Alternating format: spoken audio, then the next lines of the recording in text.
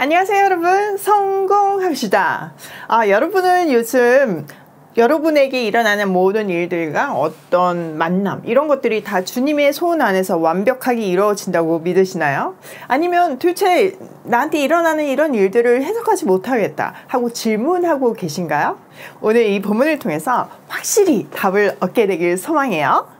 12절 갈리오가 아가야 총독이 되었을 때 유대인들이 일제히 일어나 바울을 대적하여 법정으로 데리고 가서 말하되 이 사람이 율법을 어기면서 하나님을 경외하라고 사람들을 권한다 하거늘.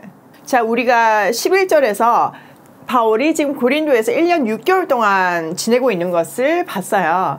1년 6개월이라는 시간은 바울이 한 곳에서 머무는 것으로 보면 굉장히 긴 기간이죠. 고린도에서 복음을 전하면서 머문 지 8, 9개월이 지났을 즈음에 아가의 총독으로 갈리오가 부임을 했어요. 보통 어느 시대이건 간에 정권이 바뀌면 평소보다 민원이 막 쏟아지고 또 새로 정권을 잡은 입장에서는 초반 민심 다지기를 위해서 웬만하면 좀 들어주는 경향이 있잖아요. 고린도에 있는 유대인들도요, 새로운 총독이 부임한 이 기회를 놓치지 않고 바울을 고소했어요. 바울의 제목은요, 이 사람이 법을 어기면서 하나님을 공경하라고 사람들을 선동하고 있습니다 였어요. 자, 14절 바울이 입을 열고자 할 때 갈리오가 유대인들에게 이르되 너희 유대인들아, 만일 이것이 무슨 부정한 일이나 불량한 행동이었으면 내가 너희 말을 들어주는 것이 옳거니와 만일 문제가 언어와 명칭과 너희 법에 관한 것이면 너희가 스스로 처리하라. 나는 이러한 일에 재판장 되기를 원하지 아니하노라 하고 그들을 법정에서 쫓아내니. 그 고소에 바울이 자기 변호를 하려는 순간 갈리오가 막아서요. 이 문제는요, 딱 들어도 종교적인 문제였으니까요. 그래서 갈리오가 얘기하죠. 유대인 여러분, 만약에 이 사건이 어떤 범죄나 악행에 관한 일이라면 내가 여러분의 송사를 들어주는 것이 마땅합니다. 그러나 문제가 언어와 명칭과 여러분의 율법에 관한 것이면 여러분들이 스스로 알아서 처리하시오. 나는 이런 일에 재판관이 되고 싶지 않소 라고 딱 잘라서 말해요. 자, 앞에서 언급한 적이 있지만 로마는 수많은 나라들을 정복했잖아요. 그리고 로마법으로 통치를 했어요. 그런데 종교의 자유는 주었거든요. 갈리오의 객관적인 시각으로는 이 문제는 완전 종교적인 문제였어요. 그래서 이 고소는 로마법에 적용되는 사회적인 범법 행위가 아니라 유대 종교의 문제라고 기각을 시킨 거죠. 그래서 총독은요, 그들을 재판장에서 몰아냈어요. 사실 이런 사건은요, 지금까지 반복해서 일어나고 있었죠. 뭐 처음 있는 일도 아니잖아요. 하나도 특별해 보이지 않지만 갈리오라는 인물에 대해서 알고 또 이 무죄로 선고받은 이 판례를 통한 하나님의 계획을 본다면 완전 소름 돋아요. 우선 갈리오에 대해서 알아보아요. 갈리오는요, 당시에 황제의 스승이었던 세네카의 형제였어요. 여러분 세네카 들어보셨죠? 세네카는 우리도 알 정도로 당대 최고의 철학자였고요, 수사학자였거든요. 수사학은요, 다른 사람을 설득하고 영향을 끼치기 위한 언어 기법을 연구하는 학문이었어요. 그러니 당대 최고의 수사학자였던 세네카와 함께 자란 갈리오는 당연히 수사학에 능할 수밖에 없었겠죠. 바로 이 갈리오가 하나님의 타이밍에 사도 바울이 사역하고 있는 고린도가 속한 아가야 지방의 총독으로 부임을 한 거예요. 그래서 그의 판결에 사용된 단어 하나하나가 예사롭지 않은 거죠. 자, 15절을 다시 보면요, 언어와 명칭과 너희 법이란 단어를 사용했는데요, 이 단어들이 함축한 내용들이 엄청나요. 갈리오의 성장 배경 때문에 가능한 언어 선택이었어요. 명단어를 사용한 이 판례는요, 앞으로 펼쳐지는 바울의 인생에 큰 영향을 미쳐요. 사도행전 25장 11절에서부터 12절을 한번 보면요, 이때도 바울이 똑같은 일로 고소를 당하거든요. 근데 11절 끝에 보면 내가 가이사께 상소하노라 한데, 그러니까 황제한테 상소를 하는 장면이 나와요. 그리고 12절에 당시에 유대의 총독이었던 베스도가 배석자들과 상의하고 이르되 내가 가이사에게 항소하였으니 가이사에게 갈 것이라 하니라. 이렇게 로마 행이 결정되거든요. 이때 이 로마 황제에게 상소할 수 있는 근거가 지금 이 판례인 거예요. 이미 자기가 로마 법정에서 같은 일로 무죄를 받은 판례가 있기 때문에 다른 판결은 용납하지 못하겠다는 것이 바울의 입장이었고, 로마 시민으로서 최고 상위 법정인 황제의 법정에서 판결을 받겠다는 거예요. 결국 이 갈리오의 판결을 근거로 바울은 그 당시 전 세계를 제패한 로마의 황제 앞까지 가게 되어요. 23장 11절을 보면요, 이 판결 전에 정말 목숨이 위험한 상황이 있었거든요. 10절에 보면 큰 분쟁이 생기니 천부장은 바울이 그들에게 찢길까 하여 군인을 명하여 내려가 무리 가운데서 빼앗아 가지고 영내로 들어가라 하니라. 진짜 죽을 뻔하는 거죠, 그 화난 민중에 의해서. 그런데 11절에 그날 밤에 주께서 바울 곁에 서서 이르시되 담대하라. 내가 예루살렘에서 나의 일을 증언한 것 같이 로마에서도 증언하여야 하리라 하시니. 그러니까 로마로 갈 것이라는 것을 미리 알려주셨어요. 또 27장 24절을 보면요, 바울이 이제 제수의 몸으로 로마로 끌려가고 있는데 풍랑을 만나거든요. 그러니까 사람들이 난리가 난 거죠. 배가 뒤집히려고 하니까. 그때 그 두려워 떠는 사람들한테 바울이 하는 얘기예요. 자, 24절. 바울이 두려워하지 말라. 내가 가이사 앞에 서야 하겠고 또 하나님께서 너와 함께 항해하는 자들을 다 내게 주셨다 하였으니 그러므로 여러분들이여 안심하라. 나는 내게 말씀하신 그대로 되리라고 하나님을 믿노라. 이렇게 얘기하죠. 자, 앞에는 로마로 갈 거라고 얘기했는데 이번에는 주의 천사가 가이사 앞에 설 거라고 알려준 거죠. 그리고 28장 16절을 보면요, 우리가 로마에 들어가니 바울에게는 자기를 지키는 한 군인과 함께 따로 있게 허락하더라. 로마로 들어갔어요. 주님의 말씀 그대로 성취되었어요. 게다가 병사한 사람까지, 호위병까지 붙여주시잖아요. 진짜 소름 돋지 않나요? 바울은요, 전 세계를 제패한 제국의 심장 로마로 가려고는 생각했지만 제수의 몸으로 갈지는 생각하지 못했을 거예요. 그리고 제수의 신분이 또 지금 이 갈리오의 판례로 인해 황제 앞에 서게 될 줄은 꿈에도 생각하지 못했을 거예요. 하나님은 그 일을 위해서 갈리오라는 인물을 준비하셨고 위대한 판결을 남기게 하셨어요. 솔직히 갈리오는요, 이 일에 관심이 1도 없었어요. 그 증거가 17절인데요. 모든 사람이 해당장 소스데네를 잡아 법정 앞에서 때리되 갈리오가 이 일을 상관하지 아니하더라. 유대인들이요, 고소가 기각되자 애꿎은 해당장 소스데네를 막 법정 앞에서 때려요. 근데 갈리오는요, 이 일에 조금 더 개의치 않아요. 갈리오는 자기의 성공을 위해서 스펙을 쌓았는데 하나님은 그의 의도랑 상관없이 그를 사용하셨어요.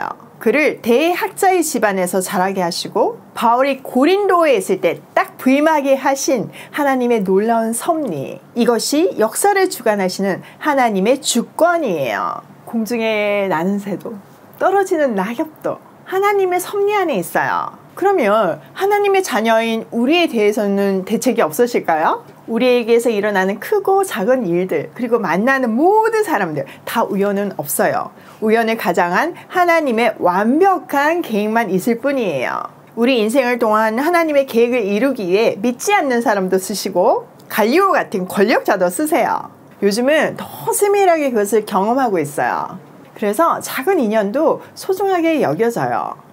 여러분, 오이 패밀리 보육원을 담당하시는 우리 CS 팀장님을 2011년도에 만났어요.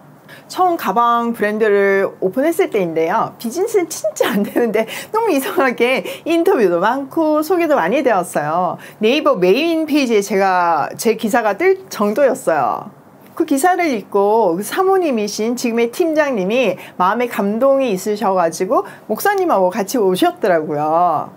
복음이 담긴 가방 하나 사줘야 되겠다고 생각하셨던 것 같아요. 근데 이렇게 둘러보시더니 아무래도 가격이 만만치가 않으니까 나가시면서 저희는 목회자 가정인데 중보하겠습니다 라고 하시는 거예요.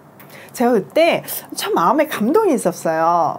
그래서 얼른 가방을 포장해서 뛰어나와가지고 선물로 드렸어요. 그게 인연이 되어서 지금까지 왔어요. 사실 중간에 만나가지고 뭐 서로 친교를 한 것도 아니고 늘 SNS 상으로 교제하는 사이였거든요. 근데 올해 초에 후원하고 있는 다혜 다문화학교에서 꽃꽂이 수업을 요청하시더라고요. 그래서 그 꽃을 전공한 사모님이 갑자기 떠올랐어요. 그래서 같이 가자고 했고 수업 후에 점심을 먹으면서 처음으로 이런저런 이야기를 나눴어요.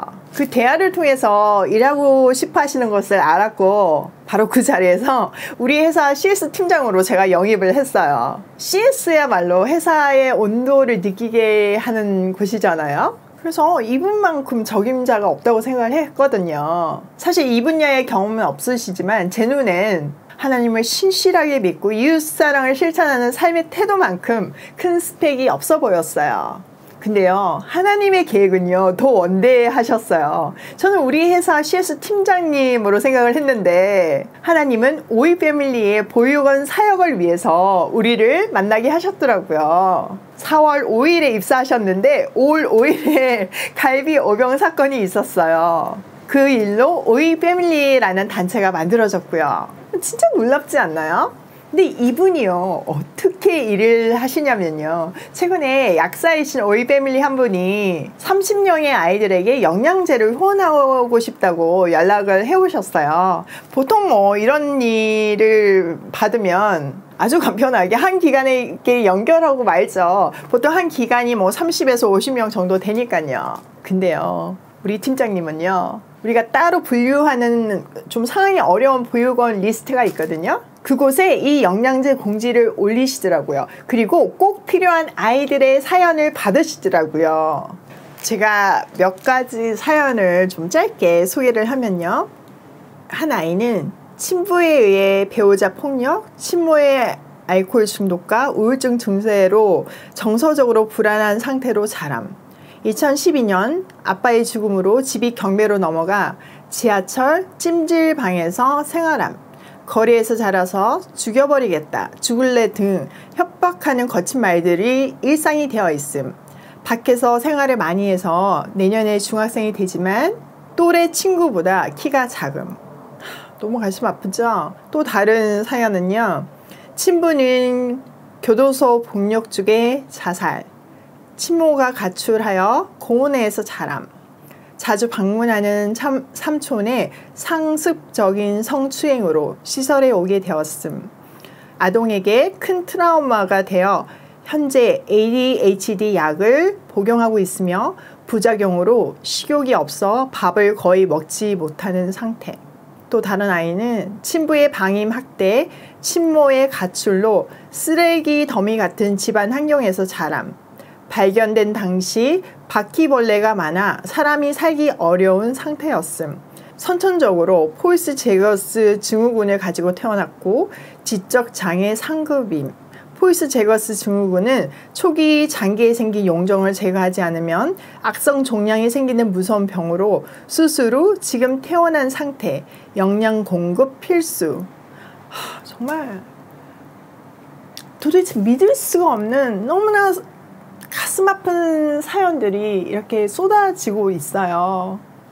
이 외에도 수많은 사연들이 있었고, 이런 특별한 사연들이 있는 30명의 아이들이 선정되어서 오이 패밀리 약사님이 1년간 이 아이들 상태에 따라서 영양제 처방을 하셔서 건강한 몸으로 키우시겠다고 하시더라고요. 정말 너무 감동적이에요.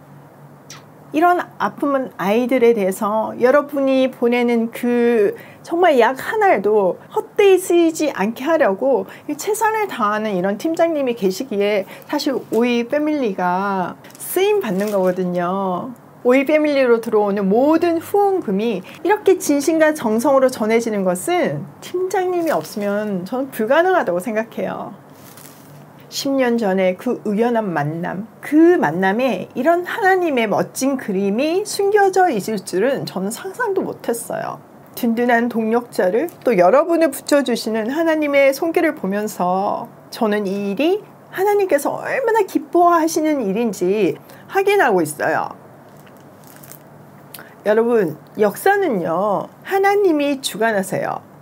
세상은 자기 성공을 위해서 스펙을 쌓고 죽기 살기로 달려가지만요. 그래서 고지를 점령하기도 하지만요. 그것을 사용하시는 분은 하나님이세요. 때로는 악인의 역할로, 때로는 도움의 손길로 사용하며 His story, 하나님의 스토리를 만들어 가세요. 때로 우리 안에는 이해할 수 없는 일들이 일어나기도 하고 해석도 안 되는 환난을 만나기도 해요. 그런데 이 모든 것들이 하나님의 주권 아래에 일어나고 있다는 것을 믿어야 해요. 그 능력의 하나님은 선하시고 나를 죽기까지 사랑하신다는 사실을 우리는 믿어야 해요. 그래서 지금 상황이 너무나 어렵다고 해도 하나님이 주신 베스트 환경임을 고백할 수 있어요. 바울이 죄수의 몸으로 갇힌 것은 분명 환난이었지만 그것이 로마 시민들과 로마 황제 앞에 서기 위한, 그래서 복음을 전하기 위한 베스트 환경이었던 것처럼요. 오늘도 우리는요, 그 주권을 신뢰하며 모든 상황에 감사하면 좋겠어요. 오늘 내용을 우리 삶에 한번 적용해보면요. 첫 번째, 역사를 주관하시는 하나님의 주권을 인정하자. 두 번째, 작은 인연도 소중하게 여기며 사랑으로 대하자. 세 번째, 비록 답이 없는 환난이라 할지라도 나를 죽기까지 사랑하시는 하나님 아버지가 주신 베스트 환경임을 믿으며 감사하자. 오늘도 내게 주신 최고의 하루를 하나님의 주권 아래 감사함으로 고싱해요.